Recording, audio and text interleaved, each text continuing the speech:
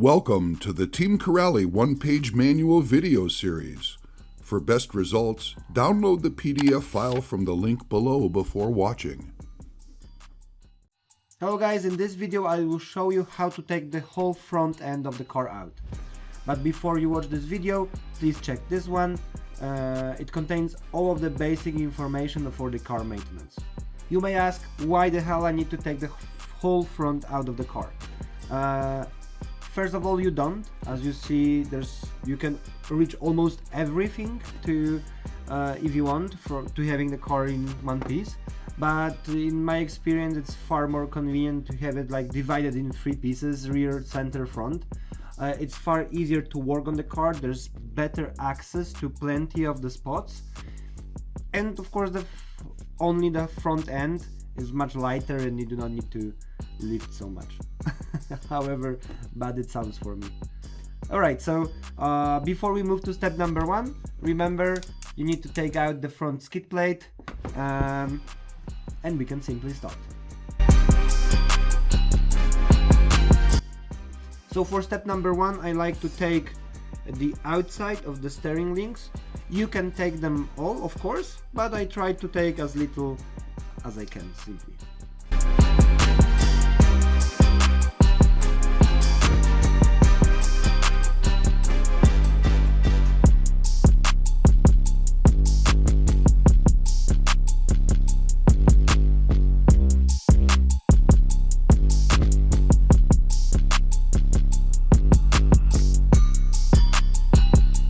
For step number two, rotate your car and take out these two screws.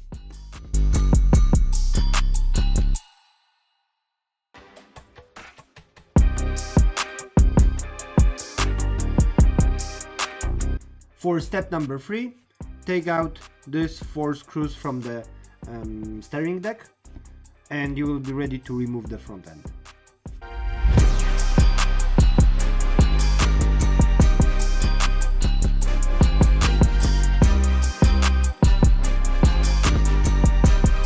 Okay, so as you can see, already everything collapsed, so now you can just simply lift it out. Remember about these two small washers. They are possibly the biggest pain in the butt to get out after disassembling everything. And of course, about the front drive shaft. What is more, remember about these little bushings, these little silicone washers, sorry, that are inside here and here. Explanation why they are needed, it's in the central differential video, but of course I can already tell you they are very easy to do yourself. You don't have to buy any special set of wires or anything like this. They are simply the nitro piping line from the RC nitro cars. Most of the hobby shops will have some nitro piping in stock. Alright, so that will be it. As you can see, we have the front end in our hands. Now you can take a look and see if everything works like it should. See if the, of course, drivetrain works smoothly. Of course, you need to compress it a little bit, because the drop screws do not have a chassis now to attach to. So if you compress it a little bit, you can check if it works smoothly. You can see if the steering, also need to compress, works smoothly. It's all good. And of course, one thing that you can check right now is the gear gap. If here everything is alright. What you can also do is check if there's no rocks, dust, debris, anything bad happening up here. Of course, you can lubricate the gears right now with the lithium grease. Check if there's no cracks on the bulkhead, check if there's nothing wrong here, and if it's all good, it's time to put it back in the car. And to do it, as always, simply reverse the steps. Front end is far more challenging to install back into the chassis than the rear end, especially if you take only this amount of parts. If you would deinstall the steering deck, then it will be, I think, much easier.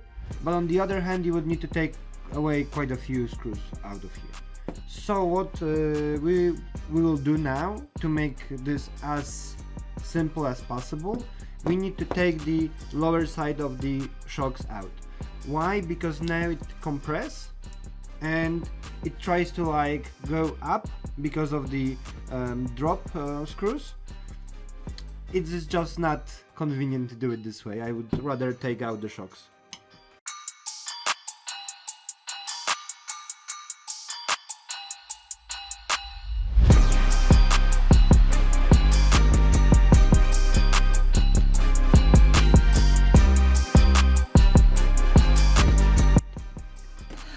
Okay, so now installing this, you need to be aware of three things. First, you need to be careful about the steering system because it likes to lift up. Second, you need to have your drive shaft installed.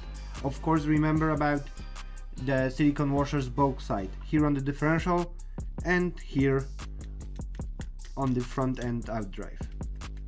Come on, yeah. And the last part are these little washers that might have to be here on the top of the steering system. I will just slide them in at the end.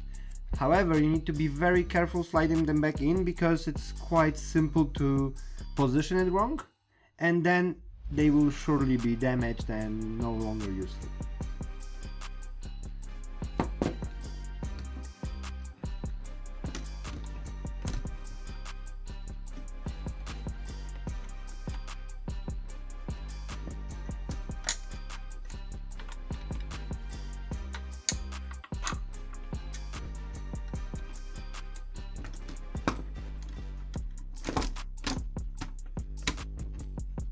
Okay, so we have it back in place, everything looks okay. Now the small washers.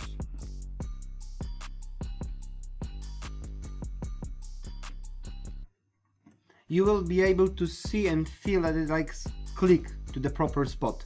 Yeah, so when I've done one side, I already put the screw to make sure it won't fall off when I'm doing the other side.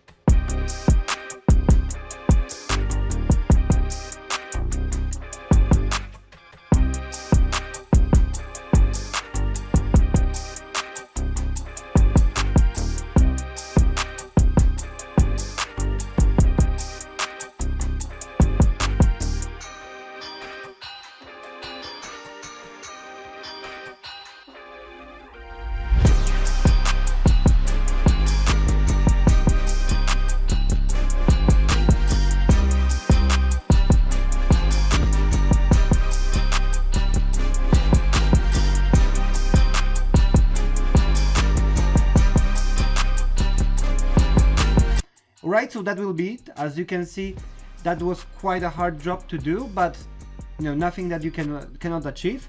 You need to remember about this few things: the drive shaft, silicone washers, the shims on the top of the steering system, and of course, in my opinion, it's far easier to take out the bottom side of the shocks to make it easier to come inside here. Of course, you can also take out the whole upper steering deck. It will be even easier to do, but I wanted you to show the simplest and quickest way to take it out. What is more, the arms would just lay around here and it will be, pros and cons, like they say. So thank you guys for watching. If you want to see more videos like this, and of course the whole disassembly of the rear end, please subscribe to this YouTube channel, and of course follow Team Corelli at Facebook and Instagram. If you need any help, contact us via support.corelli.com, and if you want to see this amazing car and any other in our lineup, check war.corelli.car. Thank you guys again for watching, and see you in the next one.